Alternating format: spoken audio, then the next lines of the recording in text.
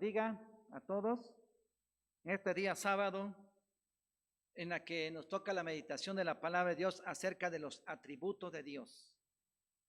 Ya hemos visto una serie de atributos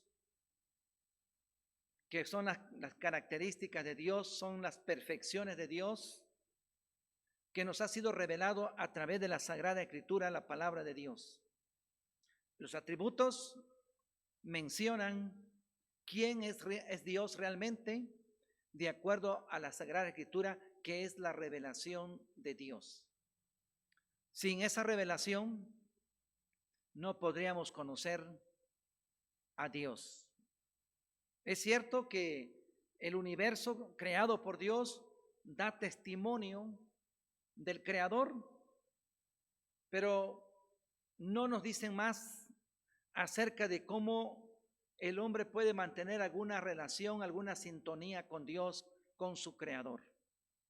Solo la Escritura nos da una clara enseñanza de los atributos, características de Dios, y que de esa manera podemos conocer quién es nuestro Dios, quién es ese Dios creador, amo y Señor del universo. Ya vimos la eternidad de Dios, ya vimos la omnipresencia de Dios, la omnisciencia de Dios, la omnipotencia de Dios, la inmutabilidad de Dios, que Dios no cambia para nada. Ya vimos la ira de Dios, la misericordia de Dios, el amor de Dios, la gracia de Dios, la sabiduría de Dios. Y ahora nos toca hablar de la justicia de Dios. Vamos, hermanos, a inclinar nuestro rostro para pedir la dirección de nuestro Dios. Señor, te alabamos y te bendecimos y te damos gracias por esta preciosa tarde que nos das. Pedimos la dirección de tu Espíritu Santo por los méritos de tu Hijo Jesucristo para poder entender tu palabra, tu bendito evangelio. Ayúdanos, Señor, a entender tu persona, tu propósito y poder entender, Señor, quién eres realmente. Solamente a través de la Escritura que tú nos has revelado, tu palabra, podemos conocerte, Señor. Pedimos tu auxilio, tu ayuda con tu Santo Espíritu. En el nombre de Cristo Jesús. Amén. Amén. La justicia de Dios. Dice la Biblia que Dios es lento para la ira y grande en misericordia. Uno de los pasajes preciosos que mencionan precisamente acerca de la justicia de Dios es Génesis capítulo 18. No quiere decir que sea el único, pero en el capítulo 18 el Señor mantiene una plática con Abraham, el padre de la fe, uno de los grandes patriarcas del Antiguo Testamento, a quien Dios dio las promesas, la promesa del pacto de gracia, y que a través de esta promesa vendría nuestro Señor y Salvador Jesucristo. En el capítulo 18, Dios le platica a Abraham el plan que tiene con respecto a Sodoma y Gomorra, que la va a destruir. Pero antes Dios se pregunta, ¿acaso voy a ocultar a Abraham lo que voy a hacer con Sodoma y Gomorra? Y el Señor le dice a Abraham que si hubieran 50 justos en Sodoma y Gomorra, no la destruiría. Abraham empieza a interceder por Sodoma y Gomorra, porque en Sodoma y Gomorra está su sobrino Lot. Y dice al Señor, Señor, ¿acaso vas a tratar al justo con el pecador de la misma manera? Señor, tú tienes una naturaleza tal que no puedes tratar de la misma manera al justo como al impío o al pecador. Pero escuchen lo que dice el Señor. Dice el versículo 23 del capítulo 18, de Génesis.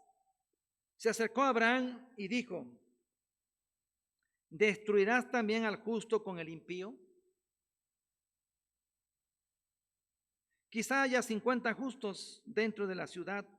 ¿Destruirás también y no perdonarás al lugar por amor a los 50 justos que estén dentro de él? Lejos de ti el hacer tal, que hagas morir al justo con el impío, o que sea el justo tratado como el impío. No hagas tal cosa, Señor. El juez de toda la tierra, esta es una expresión muy importante. El juez, versículo 25, la última parte, el juez de toda la tierra no ha de hacer lo que es justo. Lo vuelvo a repetir otra vez. Abraham le dice al Señor: el juez de toda la tierra no ha de hacer lo que es justo. Entonces respondió Jehová: si hallar en Sodoma 50 justos dentro de la ciudad, perdonaré a todo este lugar por amor a ellos. Y Abraham fue intercediendo, porque no habían 50 justos, ni habían 40, ni 30, ni 10 justos. Y así fue intercediendo poco a poco, fue disminuyendo el número hasta llegar a 10.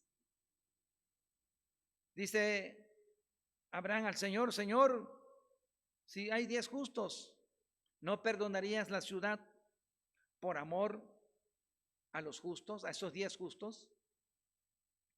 Y el Señor le dice: por amor a los 10 justos no la voy a destruir. Pero no habían 10 justos, había uno nada más, Lot. Y por esa razón Dios decide destruirla. Pero lo que nos llama la atención en este texto bíblico es lo que el Señor escucha en labios de Abraham. ¿El juez de toda la tierra no ha de hacer lo que es justo? Claro que sí. El único justo, hermanos, en el universo, el único justo en nuestro planeta Tierra solamente es Dios. En nuestro mundo moderno en el que vivimos hay jueces que ejercen justicia, pero lo hacen a su manera. ¿Cuántos malhechores andan sueltos porque un juez recibió soborno y soltó aquel malhechor, aquel culpable, aquel asesino, aquel delincuente? ¿Cuántos en la cárcel son inocentes y fueron a dar a la cárcel por una injusticia que se les hizo? Pero el que no se le pasa ninguna injusticia y que actúa con justicia es nuestro Dios todopoderoso, que menciona las sagradas escrituras. Y Dios ejerce justicia, como ya leímos en el capítulo 18 de Génesis, sobre Sodoma y Gomorra, la destruye totalmente. Porque dice la Biblia que la maldad ya era demasiado. Y el Señor se cansó de la violencia, la maldad y el pecado que había en Sodoma y Gomorra. Pero Dios, quien es el juez justo de toda la tierra, creador y señor del universo, Él actúa conforme a su libre voluntad con justicia. ¿Qué es la justicia de Dios? Es uno de los atributos grandes, una de las características grandes de nuestro Dios. La justicia está unida a la santidad de Dios. Dios es santo y no permite el pecado. Dios es santo y está en contra de la violación de sus estatutos y mandamientos. Así que la justicia de Dios está muy cercana a la santidad, a la perfección de Dios, que no admite imperfecciones. que no admite el pecado y la rebelión en contra de Él, que no le agrada que se violen sus mandamientos, sus preceptos, sus estatutos, la ley de Dios. Bueno, hablando de la justicia de Dios, podemos mencionar que una de sus perfecciones, pero también queremos mencionarlo desde 3 puntos de vista. Primero, su justicia rectora. Es la rectitud de Dios que manifiesta como soberano que es, tanto del bien como del mal. En virtud de esta justicia, Él instituye un gobierno moral en el mundo. Dice este libro que acabo de mencionar ahorita, que acabo de leer, nos da como una definición, que con respecto a la justicia rectora de Dios, Él instituye un gobierno moral en el mundo.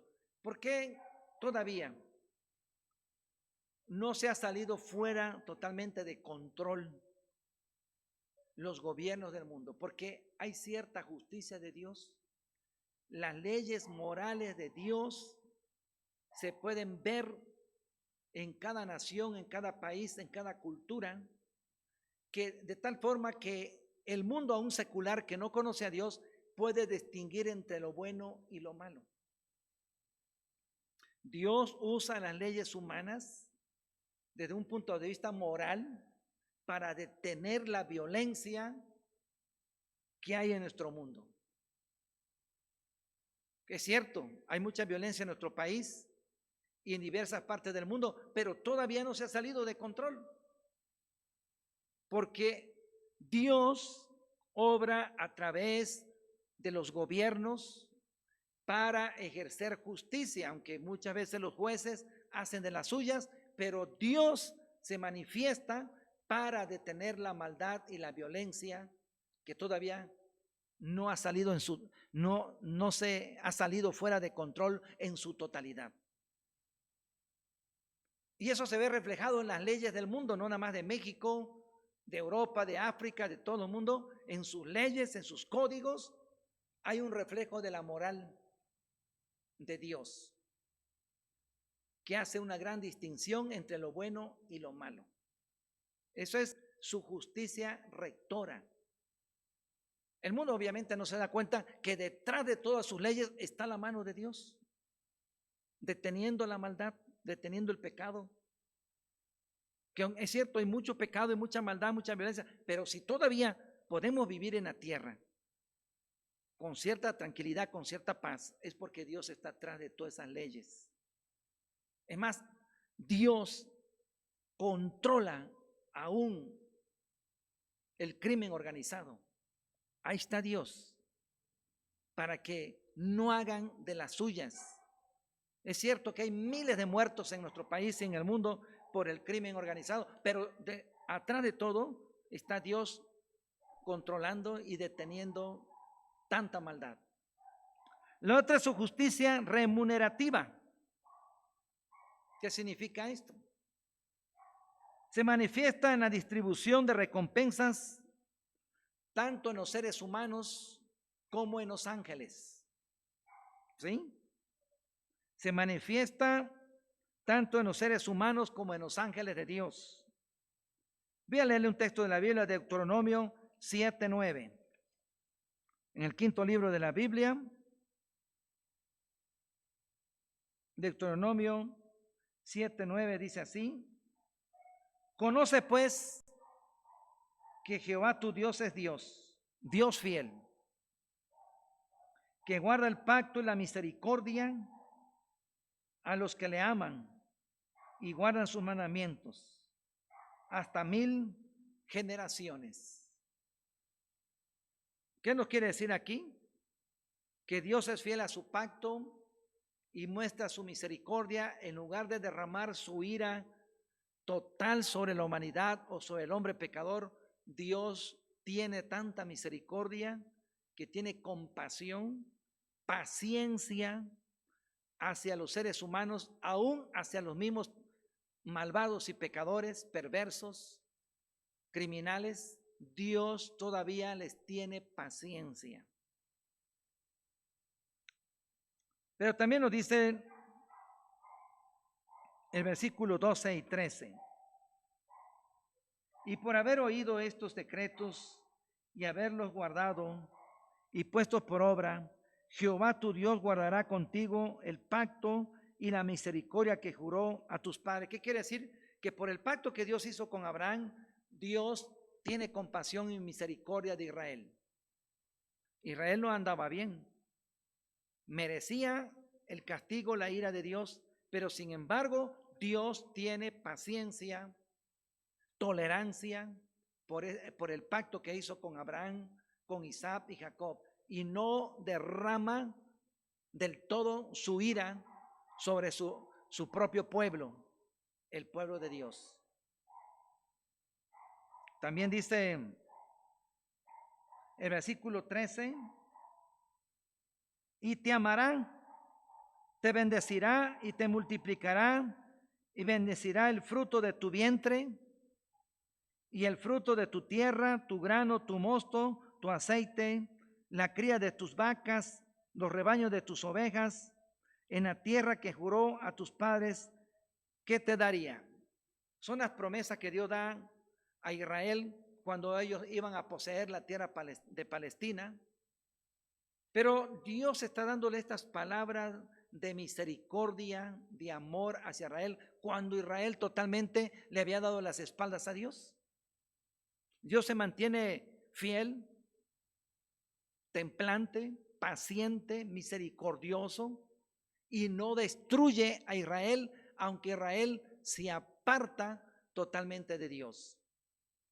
¿Qué hace el Señor hoy en día con nosotros como su iglesia y su pueblo? ¿No es cierto, hermanos, que constantemente ofendemos a Dios? ¿No es cierto que constantemente pecamos contra nuestro Dios? ¿Violamos sus mandamientos, sus decretos, sus estatutos y preceptos? Hay que ser honestos. Constantemente pecamos contra Dios, ofendemos a Dios. ¿Y qué merecemos? El castigo de Dios. ¿Qué dice Pablo en Romanos capítulo 3? De la carta a los romanos dice, no hay justo ni aún uno. Dice, la paga del pecado es muerte. Todos merecemos la muerte por nuestro pecado. Pero ¿por qué Dios nos tolera? ¿Por qué el Señor nos tiene paciencia? Por el pacto que Dios hizo con Abraham, Isaac y Jacob, y ahora por medio de la persona de nuestro Señor Jesucristo, que murió en la cruz del Calvario. Por eso Dios nos tolera, hermanos. Por eso Dios nos aguanta, Dios nos tiene paciencia. Pero también hay que aclarar, hermanos, no abusemos de la paciencia de Dios. No abusemos de la misericordia de Dios. No abusemos de la tolerancia de Dios. Dios lo tolera por la persona de Jesucristo y su sacrificio que hizo en la cruz del Calvario. Si no fuera así, hermanos, no estaríamos aquí para contarlo. Ya desde cuando el Señor hubiera puesto su pie sobre nuestro mundo y hubiéramos desaparecido. Bueno, ya mencionamos su justicia remunerativa, que Él da el pago y Él reparte recompensas tanto a los ángeles como también a los seres humanos. ¿Qué dice en la carta de Judas que está antes de Apocalipsis? Que el Señor, aquellos ángeles que se rebelaron, dice, los tiene guardados en oscuridad, encadenados en oscuridad para aquel día del juicio. Para aquel día cuando el Señor venga, juzgará al mundo, pero también los ángeles caídos, rebeldes, también serán juzgados y serán condenados. Ahora, su justicia retributiva. Esta se relaciona con la imposición de castigos y es una expresión de la ira divina. En un mundo sin pecado no habría necesidad de imponerla, pero en un mundo lleno de pecado cumple necesariamente un papel muy importante, aunque la Biblia enfatiza en mayor grado la recompensa de todos los que hacen el bien por el castigo de los que hacen el mal. ¿Por qué su justicia retributiva? Dios castiga el pecado. toda injusticia, toda maldad que hay en los seres humanos. Pero Dios tiene compasión de nosotros. La pandemia que estamos viviendo, amigos y hermanos, no es una casualidad. Nadie la envió de ningún país, ningún gobierno. Fue Dios que envió esta pandemia con un propósito. Y uno de los propósitos es para que el mundo abra los ojos, porque ha olvidado a su Dios, ha olvidado a su Creador. ¿Cuántos gobiernos del mundo en esta pandemia han pedido la dirección y la guía de Dios? Casi ninguno. Podemos decir que el 99% de los gobiernos del mundo no dan honra y gloria a Dios. Están confiados en la ciencia médica, que hasta ahorita no ha hecho nada por la pandemia, porque todavía la vacuna no la consiguen las diferentes escuelas de ciencia médica. No han podido lograr todavía tener una vacuna. Ahí está la mano de Dios en esta pandemia, porque Dios está haciendo temblar al mundo con lo que está pasando, pero también la iglesia de Jesucristo también está temblando, porque esta es una prueba, una tribulación, tanto para el mundo secular que no conoce a Dios, como para nosotros como iglesia de nuestro Señor y Salvador Jesucristo. Las profecías de la Biblia, hermanos, se van a cumplir. Todas las profecías. Y esto que estamos viviendo es parte de esas profecías de la Sagrada Escritura que encontramos en Apocalipsis y en el sermón profético de nuestro Señor Jesucristo en Mateo 24 y 25. El Señor no va a pasar por alto ninguna injusticia en nuestro mundo. El Señor dijo en el Sermón del Monte que con la vara que mides serás medido. Todo aquel que hace lo malo va a tener una recompensa, va a tener un castigo. Dice en una parte de la palabra de Dios, no os engañéis, Dios no puede ser burlado. Todo lo que el hombre sembrare, eso segará. Si los seres humanos siembran violencia, injusticia, maldad, eso van a cosechar. Y es precisamente lo que está cosechando nuestro mundo secular. Pero también tenemos que reconocer que a nivel universal la iglesia de Jesucristo ha fallado. La iglesia de Jesucristo ha perdido su sabor y su color. No está dando testimonio como el Señor le mandó a dar testimonio. Pero sin embargo, Dios nos tiene paciencia. Hermanos, debemos agarrarnos de la mano de Dios y debemos tratar por todos los medios de ejercer una verdadera justicia, de incomodarnos cuando hay alguna injusticia en contra de un vecino, de algún amigo o de algún hermano. ¿Cómo podemos ayudar a aquellos que son atropellados, humillados, golpeados por alguna autoridad o por algún vecino que injustamente le comete una injusticia? ¿Cómo dice Dios aquí en Salmo número 90? ¿Por qué Dios, hermanos, nos tiene calma y paciencia y tolerancia? Porque su amor es muy grande y su misericordia. Dice aquí en el Salmo 90,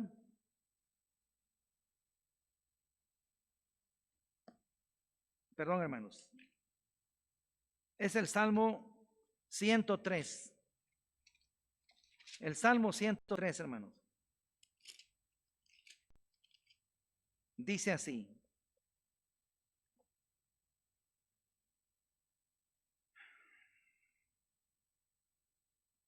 después del versículo 7, el versículo 8 dice: misericordioso y clemente es Jehová, lento para la ira y grande en misericordia. No contenderá para siempre, ni para siempre guardará el enojo. No ha hecho con nosotros conforme a nuestras iniquidades, ni nos ha pagado conforme a nuestros pecados. Y es cierto, Dios no nos paga conforme a nuestra rebelión, conforme a nuestros pecados, sino conforme a su misericordia. Y la misericordia de Dios, su amor, su compasión, está sobre su justicia.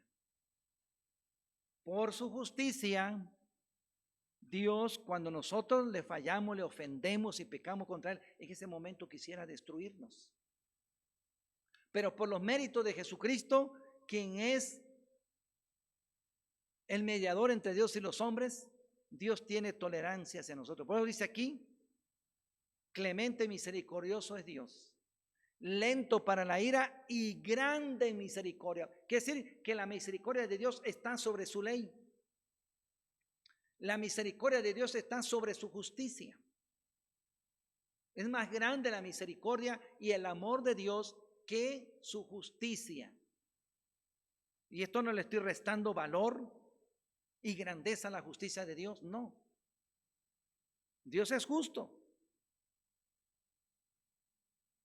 Y hay un momento que Dios también pierde la paciencia, porque su paciencia es grande, pero también tiene un límite. Y ahí vemos la grandeza del amor de Dios, la misericordia de Dios, la bondad de Dios. Ustedes se acordarán, ya para terminar el tema sobre la justicia de Dios, cuando Dios manda a Jonás a predicar a Nínive. Nínive era como Sodoma y Gomorra. Así vivían. Por eso Dios decide destruir Nínive y manda al profeta Jonás para que predique su destrucción. Pero ¿qué pasa? Toda Nínive se arrepiente, desde el rey hasta el más pequeño se arrepiente. Y dice la Biblia que el Señor perdona a Nínive, tiene misericordia de Nínive, y esto no lo entiende Jonás. Y en el capítulo 4 de Jonás, el Señor le explica a Jonás el porqué de su misericordia hacia los ninivitas. Y esa misericordia también puede ser para nosotros, por medio de nuestro Señor Jesucristo, nuestro Señor y Salvador. Por eso el Señor mantiene a su iglesia, a su pueblo, aunque su iglesia esté llena de errores, aunque su iglesia esté llena de equivocaciones, aunque haya pecado en la iglesia y merezca lo peor de parte de Dios, Dios derrama su misericordia, su bondad, su amor, su tolerancia y paciencia, porque nos ama por los méritos de Jesucristo. Inclina tu rostro, hermano, ahí en tu hogar. Vamos a orar al Señor. Señor, te alabamos y te adoramos. Y pedimos, Señor, que tú te manifiestes poderosamente en tu misericordia, en tu tolerancia sobre nuestro mundo, Señor. Sobre tu iglesia, Señor, porque también tu iglesia te ha fallado. Te hemos fallado, Señor, como iglesia, como pueblo. Y como dice uno de tus profetas, no hemos hecho lo bueno delante de ti, no hemos dado buen testimonio delante de ti. Perdónanos, Señor. Lávanos con la sangre preciosa de tu Hijo Jesucristo de todo pecado. Y te ruego, Señor, que tengas compasión del mundo perdido, que no te reconoce y que te llegue a reconocer, Señor. Ten compasión de tu iglesia, Señor, por la cual tu amado Hijo Jesucristo murió en la cruz del Calvario, la compró con su preciosa sangre en la cruz del Calvario. Salva, protege a tu iglesia, Señor, de esta pandemia. Fortalece a tu iglesia, Señor. Y ten misericordia de todos los enfermos, Señor, de diferentes enfermedades. Y los que están enfermos de coronavirus. Ten misericordia de tu iglesia, los que están contagiados por esta enfermedad. y algunos están al borde de la muerte. Te ruego, Señor, por la amiga de mi hija Aura, Karina, de Tlaxcala, que tiene 2 familiares, Señor, entubados en Tlaxcala, porque fueron contagiados con el coronavirus, están muy graves. Te ruego que tengas misericordia, Señor, de estos 2 seres queridos, de Julia y de Julio, familiares de Karina, amiga de mi hija Aura. Manifiéstate en sus vidas, y así te pido, Señor, por todos los enfermos de la iglesia. En el nombre de Cristo Jesús te lo ruego, Padre bendito. Amén. Dios les bendiga, hermanos, y mañana domingo los esperamos. Que estén atentos en sus hogares, con su televisión, con su celular, con su tablet, para poder unirse a nosotros en el culto virtual que vamos a tener aquí en la iglesia a las 10 de la mañana, el día de mañana, domingo, día del Señor. Dios los bendiga y que la pasen muy bien.